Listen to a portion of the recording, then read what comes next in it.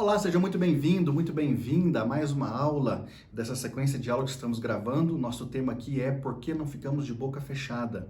Eu disse para vocês na aula passada que há mais ou menos 15 anos atrás eu publiquei um livro com o tema 20 motivos do porquê criticamos. E o ano passado, 2021, eu transformei esse livro em um outro tipo de projeto e mudei inclusive o seu tema. O tema agora é Por que não ficamos de boca fechada e é baseado nisso que nós estamos comentando aqui com você durante uma série de aulas. São mais de 20 aulas onde nós vamos tratar sobre o assunto da crítica. E a crítica é um assunto que nós precisamos tratar bem, principalmente porque eu estou gravando com você em 22. Nós temos agora, já de um tempo para cá, principalmente depois da pandemia, por conta de as pessoas migrarem muito para a internet, nós temos aí um trabalho recorrente de uma turma muito maldosa chamada haters, né? Os haters são justamente os odiosos, aqueles que odeiam, aqueles que caluniam, aqueles que falam mal, aqueles que tiram do seu tempo exclusivamente para detonar as outras pessoas, e isso de modo gratuito, né?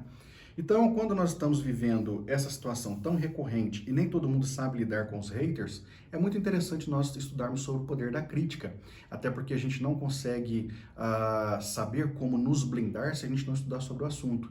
Então, estudar sobre o assunto vai nos gerar blindagem, mas também vai nos ajudar a ver com outras perspectivas aquilo de maldoso que as pessoas estão fazendo conosco. Existe um texto bíblico de Tiago, capítulo 3, versículos de 1 a 12, que traz muitas informações sobre o poder da língua, sobre o poder da fala. Diz assim o texto de Tiago: Meus irmãos e irmãs, somente poucos de vocês deveriam se tornar mestres na igreja, pois vocês sabem que nós, os que ensinamos, seremos julgados com mais rigor do que os outros. Então, já nesse primeiro versículo, nós temos aqui uma informação muito importante. Nós temos que tomar muito cuidado com aquilo que nós falamos, principalmente se nós ensinamos pessoas por palavras.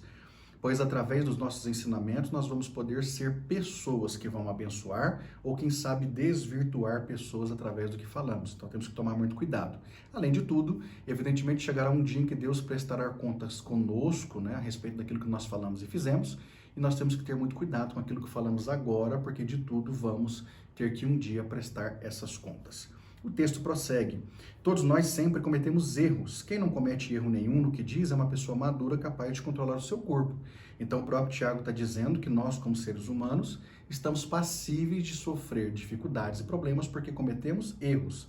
E esses erros podem ser muito severos, outros nem tanto, mas nós temos que estar cientes de que de uma ou de outra forma nós podemos cometer esses erros. E aí o texto prossegue. Até na boca dos cavalos nós pomos um freio para que nos obedeçam e assim os fazemos ir para onde nós queremos. Então o Tiago começa a nos dizer que há grandes situações que são controladas por pequenas circunstâncias. Então, por exemplo, um cavalo é um animal enorme, que nós colocamos um freio na sua boca e a gente consegue controlar esse animal para ir para onde nós queremos. Ele ainda diz, pense no navio. Grande como ele é, empurrado por ventos fortes, ele é guiado por um pequeno leme e vai aonde o piloto quer. Então, imagine o tamanho daquele navio sendo guiado por um pequeno leme, não é?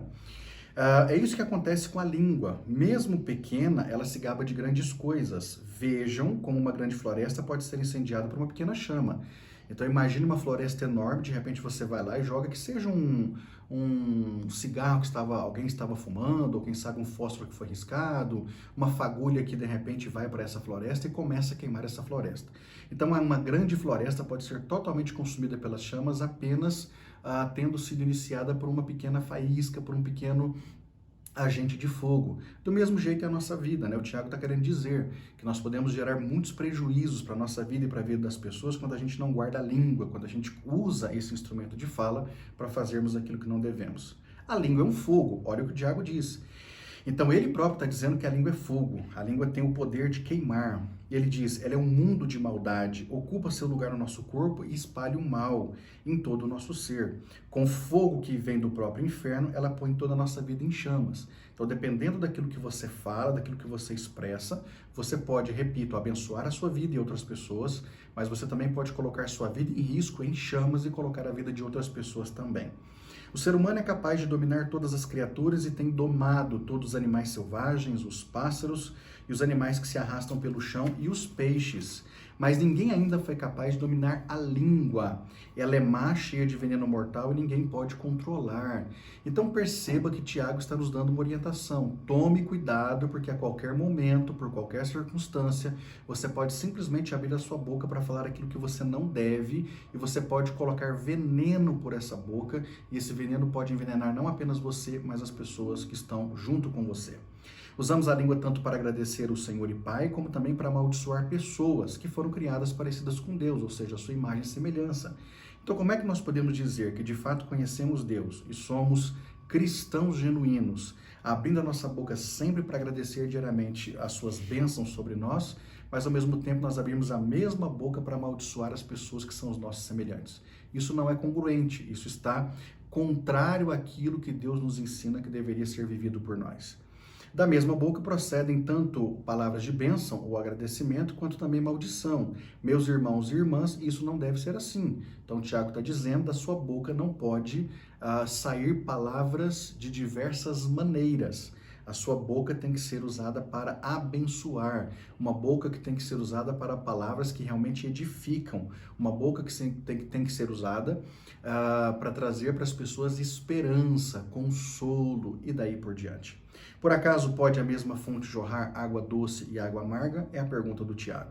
E ele encerra dizendo, minhas irmãs e meus irmãos, por acaso pode uma figueira dar azeitonas ou um pé de uva dar figos? Assim também uma fonte de água salgada não pode gerar água doce. Então o Tiago está nos orientando literalmente a tomarmos muito cuidado com aquilo que nós falamos, porque, repito, com a nossa língua nós podemos trazer muita construção, mas com a nossa língua também nós podemos trazer muita destruição. Para encerrar essa reflexão, nós temos aqui alguns textos de Provérbios bem interessantes. O primeiro dele diz assim, Provérbios 18 e 21, a morte e a vida estão no poder da língua, o que bem a utiliza, come do seu fruto. Ou seja, se você sabe utilizar a sua boca para trazer vida, você vai trazer, evidentemente, a geração de frutos extraordinários para a sua própria história. Provérbios 21 e 23 diz assim, o que guarda a sua boca e a língua guarda a sua alma das angústias. Portanto, o escritor de Provérbios está dizendo, aprenda a ouvir mais e a falar menos. Quando você conversa demais, você pode trazer problemas para a sua própria vida. E ainda Provérbios 6 e 2 diz, estás enredado com o que dizem os teus lábios, está preso com as palavras da sua boca. Ou seja, você tem que tomar muito cuidado, porque de repente, ao invés de você trazer soltura e liberdade para a sua vida, você pode trazer uma prisão. E palavras mal colocadas, palavras malditas, podem simplesmente fazer com que você sofra amargamente. Pense nisso e vamos para a próxima aula.